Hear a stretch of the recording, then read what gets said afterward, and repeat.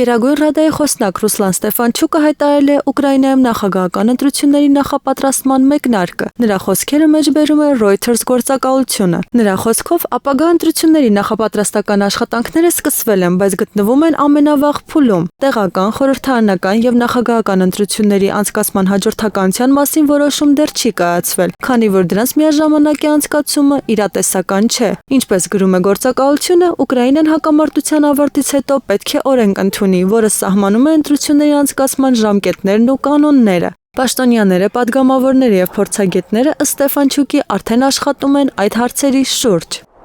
Գերմանիան մտադիր է Ուկրաինային զենքի ևս մեկ խոշոր խմբաքանակ մատակարարել, չնայած հնարավոր խաղաղության մասին խոսակցություններին։ Այս մասին հայտնել է Գերմանիայի պաշտպանության նախարար Բորիս Պիստորիուսը։ Պիստորիուսը Գերմանիայի զենքի մատակարարման հերթական փաթեթի մասին հայտարարել է Բրյուսելում Ուկրաինայի հարցով նիստում։ Տեղեկատվության համաձայն այս տարի կմատակարարվեն ևս 4 IRIS-T համակարգեր, 300 կառավարվող հրթիռներ եւ 100 վերգետնյա ռադիոտեղորոշիչ դիտարկման կայաններ։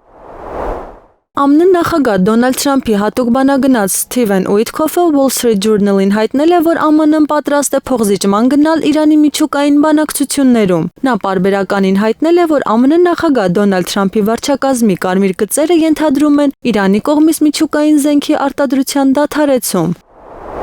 Ուկրաինայի պատվիրակությունն ուրբաթ այցելել է Վաշինգտոն, Միացյալ Նահանգների հետ հանքարդյունաբերական համաձայնագրի շուրջ տեխնիկական բանակցությունների նոր փուլի համար, հաղորդում է New York Times-ը։ Ուկրաինայի պատվիրակությունը Վաշինգտոնում է համաձայնագրի շուրջ բանակցությունների նոր փուլի համար, որը Միացյալ Նահանգներին զգալի մասնաբաժին կտրամադրի Ուկրաինայի բնական պաշարներից, հաղորդում է պարբերականը։ Ուկրաինացի պաշտոնյաները հայտնել են, որ բանակցությունները կտևեն 2 օր եւ կլինեն տեխնիկական բնույթի։ Բարձրաստիճան պաշտոնյաների մասնակցություն չի սպասվում։